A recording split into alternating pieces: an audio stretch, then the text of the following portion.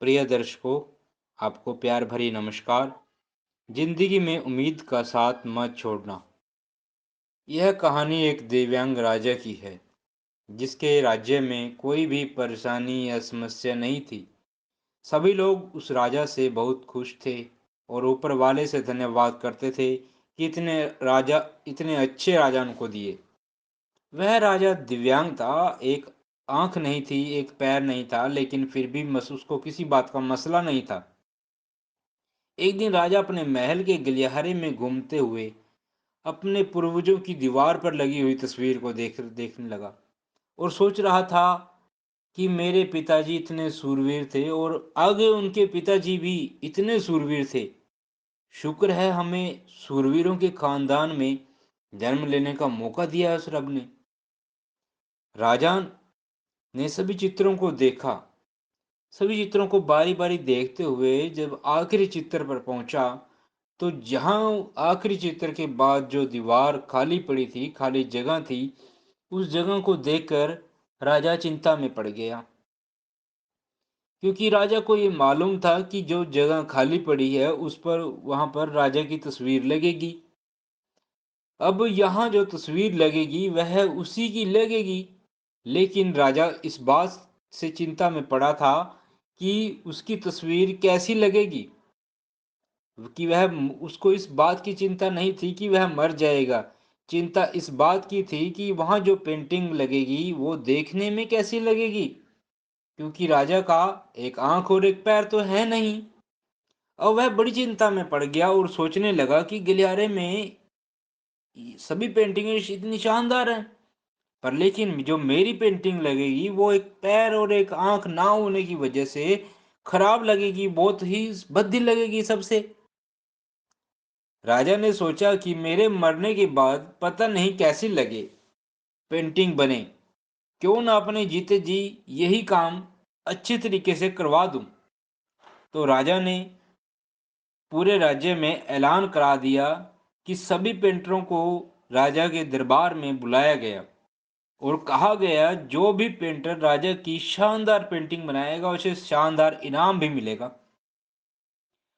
अब सभी पेंटर राज्य में आए और उन पेंटरों को पता था कि अगर शानदार पेंटिंग बनेगी तो शानदार इनाम तो मिलेगा ही।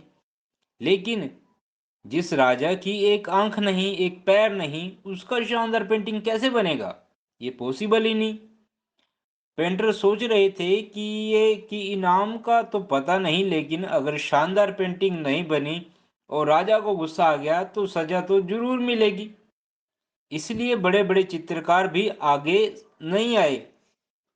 तभी उसके सामने एक लड़का बोला, राजा साहब, मैं आपकी पेंटिंग बनाना चाहता हूँ, मुझे सिर्फ 24 घंटे का वक्त दीजिए।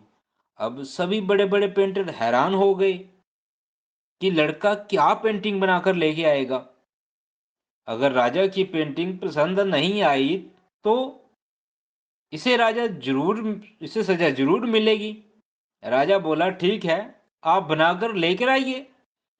अगले दिन वह लड़का तस्वीर बनाकर लाने वाला था और दरबार पूरी तरह से भर चुका था। लोग दूर दूर से ये देखने के लिए आए कि वह लड़का कैसे पेंटिंग बनाकर लेकर आएगा। कुछ लोग तो उनमें से उसकी सजा को देखने के लिए भी आए थे कि उस लड़के को सजा मिलेगी, क्योंकि राजा को गुस्सा आएगा कि उसकी पेंटिंग इतनी शानदार नहीं बनी। लेकिन जब लड़का उस राजा की पेंटिंग बनाकर लाया तो लोग आश्चर्यचकित हो गए। सब लोग जोर जोर से तालियां बजाने लगे, लोग सीटी मारने लगे और कुछ तो राजा के सामने खड़कर जयकारे लगाने लगे। जब राजा ने उस पेंटिंग को देखा तो राजा भी बहुत खुश हुआ और बोला, वाह जी वाह, सबसे अच्छी पेंटिंग तो इस लड़के ने बनाई है। अब तक की सबसे सुंदर पेंटिंग जो पूरे गलियारे में नहीं लगी, ये इस लड़के ने बनाई है। राजा ने लड़के को बहुत सारा इनाम दिया। अब आप सोच रहे होंगे कि उस राजा की क्या पेंटिंग बनी होगी, जिसकी एक आंख नहीं है, एक पैर नहीं है, वो कैसी पेंटिंग बनी होगी।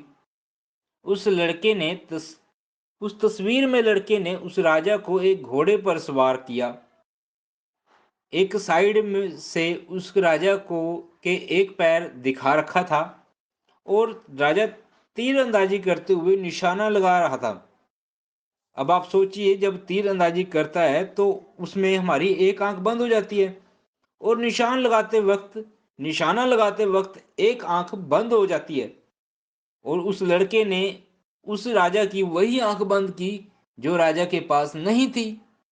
इसी तरह से उस लड़के ने राजा को निशाना लगाते हुए घोड़े के सवार दिखाया, जिसमें एक आंख बंद और एक ही पैर दिखाया, और इतना शानदार पेंटिंग बनाया कि वह अब तक की सबसे सर्वश्रेष्ठ पेंटिंग थी।